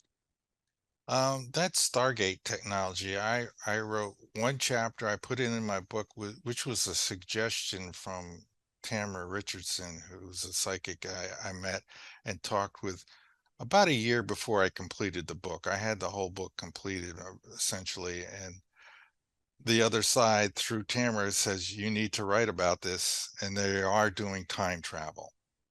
So, that's coming from a psychic. I don't know. I have not personally witnessed Stargate technology or anything, but I did write about how I thought it could be built and how it would work. And yes, it would allow time travel, which I'm firmly against, especially going back in time. But it appear in my book, I say right off the bat, there's two things for sure that's going to happen if we have time travel. One thing is you're going to have to accelerate something beyond the speed of light. And that would be in the framework of the Stargate. You would have an accelerator that just happens to be a metamaterial, which is how I found out about the metamaterials I was talking to you earlier about.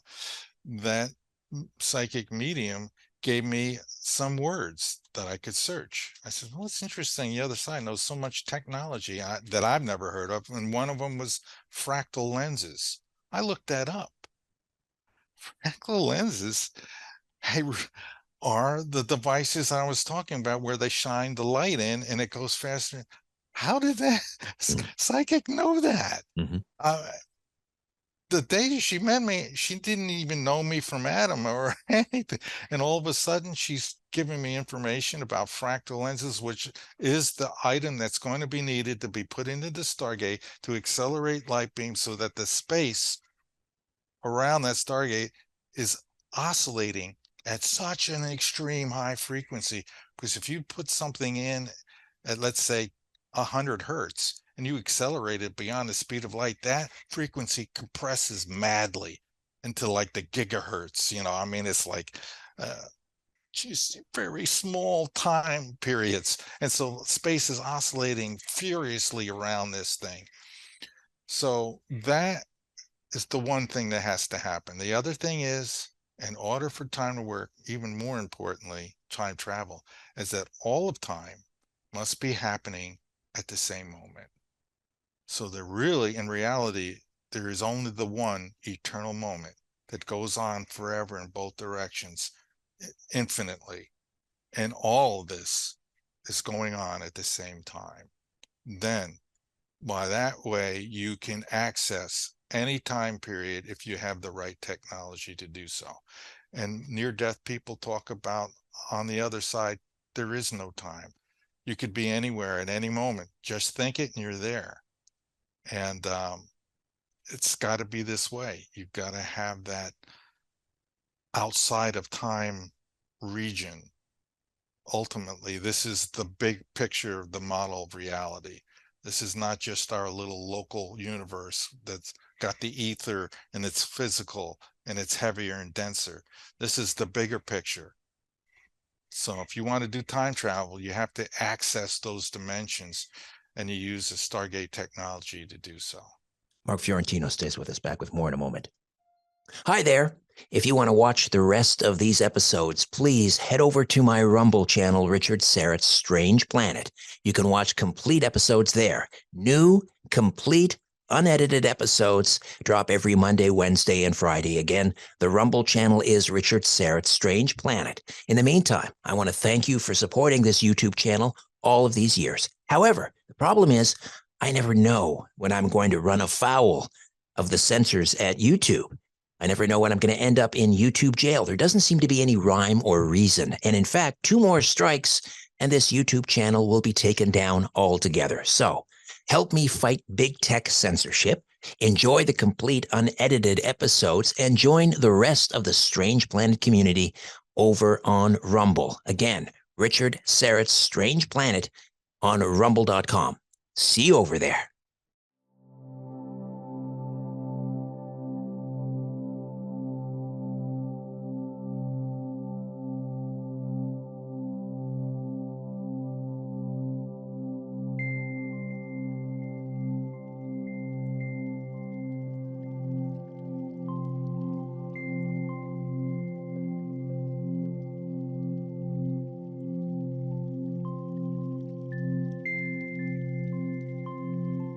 Mark Fiorentino stays with us. The book is Master of Reality, the website super-relativity.com.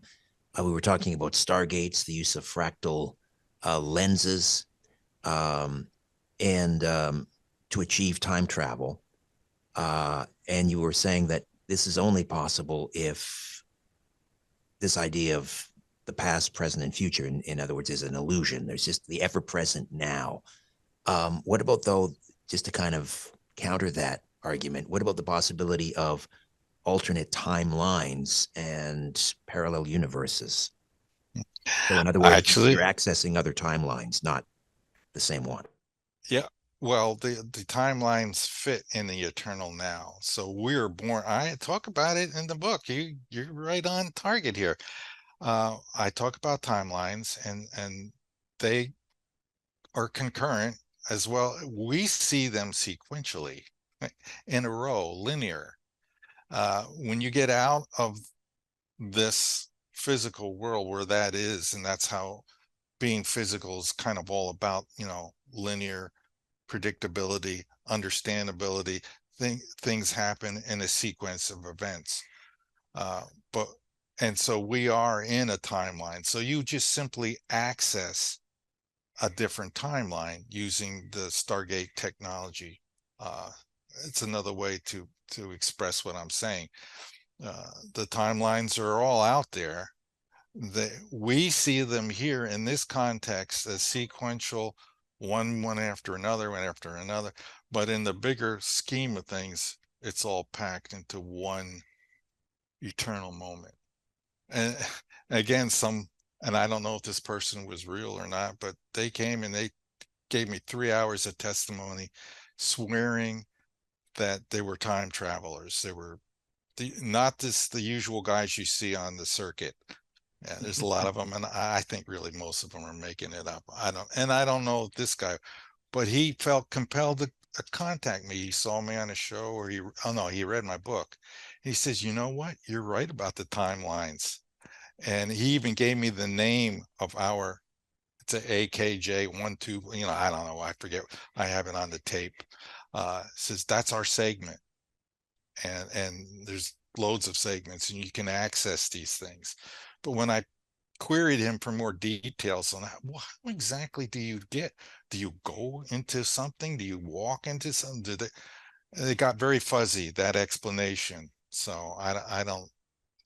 When I hear somebody's a time traveler, I says, "Did you step into a machine?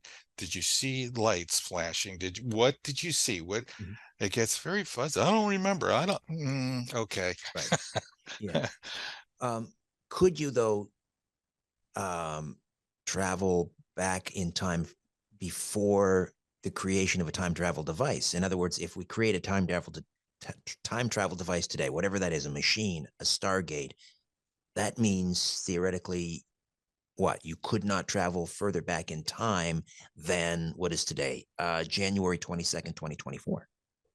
No, I don't think you're in. You can go back to time of Jesus or the Stone Age, or beyond, all the way back to the dinosaurs. There's really no. You can go back anytime you want. You can gain access to that segment, which somehow electromagnetically, if you get the space, you get it to Oslo. I'd love to talk to. If somebody actually built this machine, I would love to get with the physicists and talk about how they tune space. But you have to tune it like a radio to get it to vibrate at this, and it opens a portal to that other place, skipping right across time to wherever you tune it to. You open that portal and you walk through, and then you're on the other side. And the portal closes, then you're stuck there in that time segment, unless the portal opens again to let you walk back through the other way. Uh, that's how I envision it. Right. Well, Now, there'd be nothing in the during the period of the dinosaurs to reopen that portal. So you would be stuck there. well, you would have to, it would come from the other side. It would come from your Right, time right, period. right. If They someone would comes looking open, for you, if someone comes looking then for there would, then there you would see maybe, like, I would imagine, like a rainbow effect as the space, the light is being bent by high intensity magnetic fields or whatever. And you see this, and it opens up, and you walk through it just like you're walking into the next room.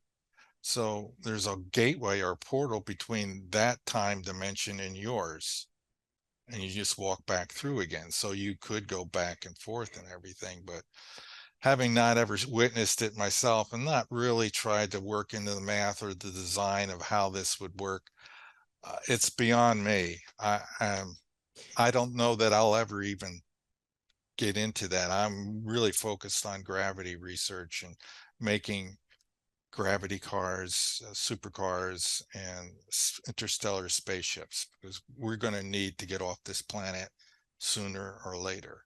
And it's the sooner we have this technology, the safer we will be, our race will be, so that just in case something goes wrong here, which it will someday, we'll be able to leave here and locate to some other planet.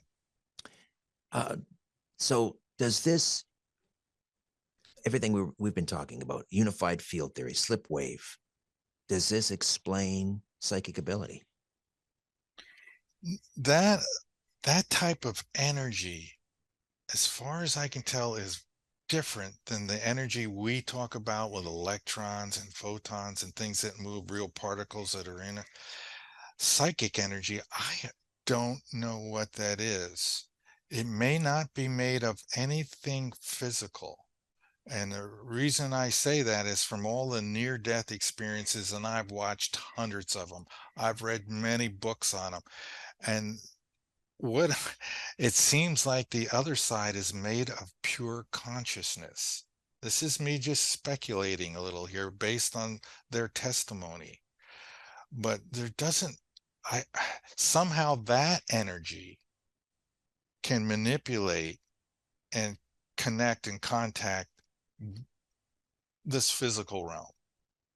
So that, when we take a tri-field meter or something, and, we could pick up little EM fluctuations, either in electrostatic or magnetically, or even heat sensors or whatever.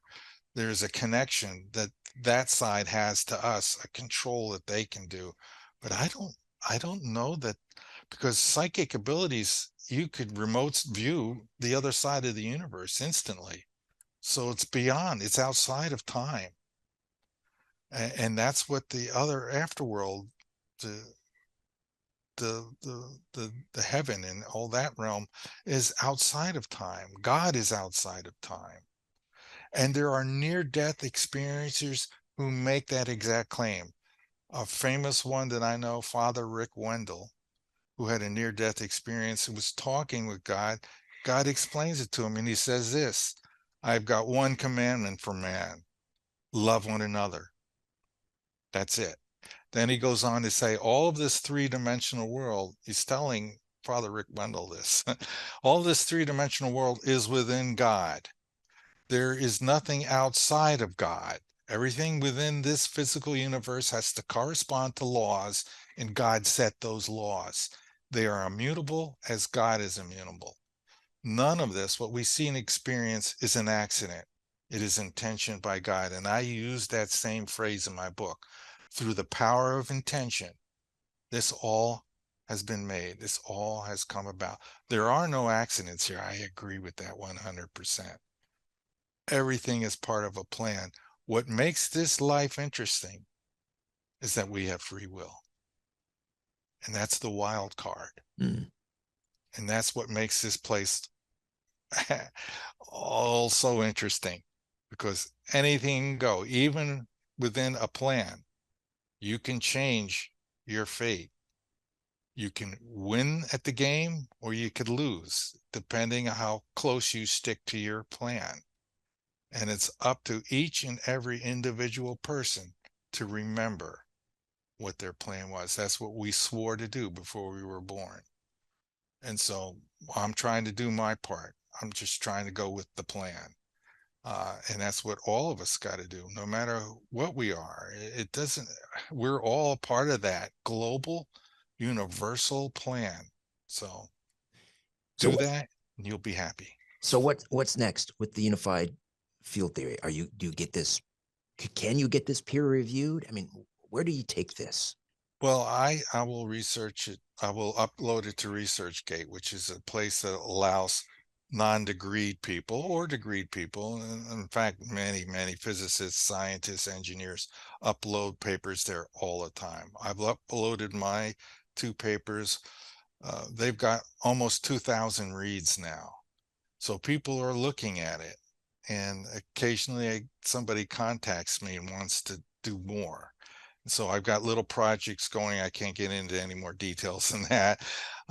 Working on right now, trying to prove.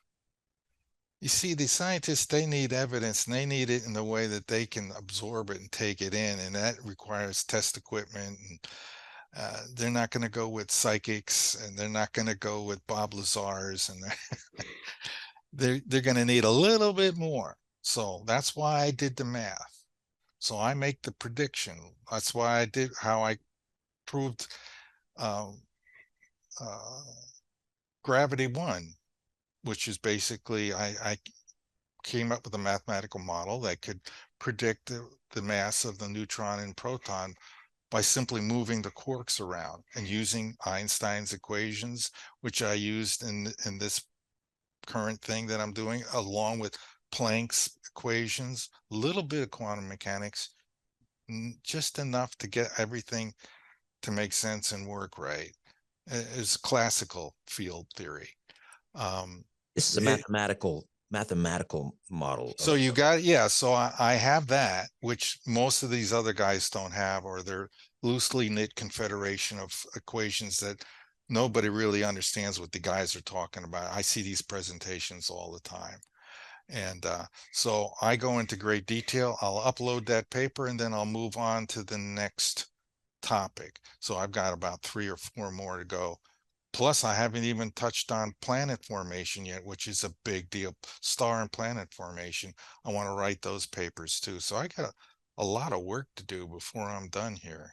interstellar travel. So if we have the mathematical theory down, do we have the materials, the rare earths, whatever we need to actually achieve interstellar travel, I don't know, within the next 10, 20, 30 years?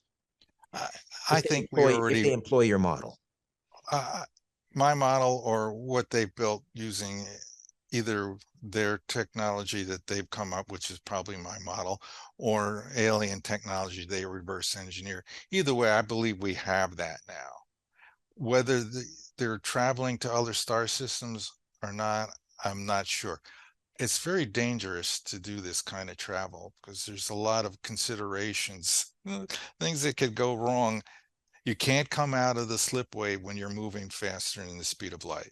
That's instantaneous death. So you can't have equipment failure. It's not like you're in an airplane and one of the motors goes out and you coast and land. That's not going to be the case with it. If you have a failure, you have microseconds to fix it. Because if the slip wave comes down and you're moving at 10,000 times the speed of light, then all of the Lorentz transformations will kick in. You won't have the protection of being in the bubble, the slip wave field bubble. You will be compressed. Your mass will shoot up. You'll become a black hole, basically, a little tiny black hole hurtling through space at just below the speed of light. And it's a quick ending. That's all I could say. But there's a lot of considerations. There's a lot of safety features that have to build in, redundancy.